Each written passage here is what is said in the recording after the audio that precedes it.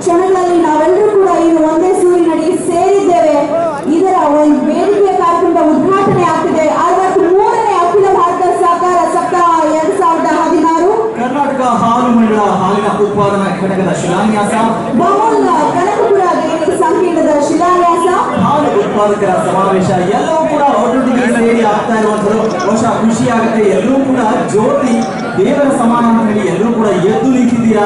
ಪ್ರತಿಯೊಬ್ಬರು ಕೂಡ ಬೆಳಕಿನ ಕಡೆಗೆ ಹೆಜ್ಜೆ ಇಡಬೇಕು ಅನ್ನುವಂಥದ್ದು ಹಂಬಲ ಪ್ರಾರ್ಥನೆ. ಅದರ ಪ್ರತೀಕವಾಗಿ ಕಾರ್ಯಕ್ರಮದ ಉದ್ಘಾಟನೆ, ದೀಪ ಹಚ್ಚಿ ಕಾರ್ಯಕ್ರಮದ ಉದ್ಘಾಟನೆ. ಖಂಡಿತವಾಗಿಯೂ ಶ್ರೀನಿವಾಸ್, ಇವತ್ತು ಪ್ರಗತಿಯ ಜ್ಯೋತಿ ಬೆಳಗುತ್ತಿದೆ ನಮ್ಮ ರಾಮನಗರ ಜಿಲ್ಲೆಯಲ್ಲಿ ಅಂತ ಹೇಳಿದ್ರೆ ಅತಿಶಯೋಕ್ತಿ ಆಗ್ಲಿಕ್ಕಿಲ್ಲ.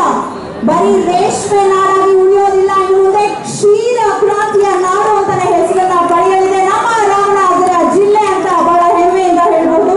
ಶುಭಂ ಕರೋತಿ ಕಲ್ಯಾಣಂ ಆರೋಗ್ಯಂ ಧನ ಸಂಪದಃ ಶತ್ರುಬುದ್ಧಿ ವಿನಾಶಾಯ ದೀಪಜ್ಯೋತಿ ನಮೋಸ್ತುತೆ ದೀಪಜ್ಯೋತಿ ಪರಬ್ರಹ್ಮ ದೀಪಜ್ಯೋತಿ ಜನಾರ್ದನಃ ದೀಪೋ ಹರತಿ ಪಾಪಾನಿ ಪ್ರಾತಃ ದೀಪ ನಮೋಸ್ತುತೆ ಅಂತ ಹೇಳಿ ದೀಪದ ಬಗ್ಗೆ ನಾವು ಮಾತನಾಡಿದ್ರೆ ನಿಮ್ಮೆಲ್ಲರಿಗೂ ಕೂಡ ಗೊತ್ತೇ ಇದೆ. ಶ್ಲೋಕನ ನೀವು ಹೇಳ್ಬೋದು.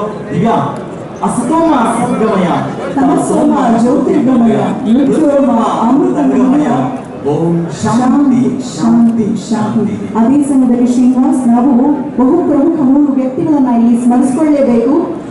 ಭಾರತದ ಶ್ವೇತ ಕ್ರಾಂತಿಯ ಪಿತಾಮಹ ಡಾಕ್ಟರ್ ವರ್ಗೀಸ್ ಕುರಿಯನ್ ರವರನ್ನ ಸ್ಮರಿಸ್ತಾ, ಭಾರತ ಸಹಕಾರ ಆಂದೋಲನದ ಮೂಲ ಪುರುಷ ಶ್ರೀ ಸಿದ್ದನಗೌಡ ಸಣ್ಣ ರಾಮನಗೌಡ ಪಾಟೀಲ್ ರವರನ್ನ ಸ್ಮರಿಸ್ತಾ, ಅಂತೆ ಕರ್ನಾಟಕದ ಕ್ಷೀರ ಬ್ರಹ್ಮ ಎಂ.ವಿ. ಕೃಷ್ಣಪ್ಪ ರವರನ್ನ, ಈ ಒಂದು ಸಂಸ್ಥೆಯ ಮೂಲ ಪುರುಷರನ್ನ ನಾವು ಸ್ಮರಿಸ್ತಾ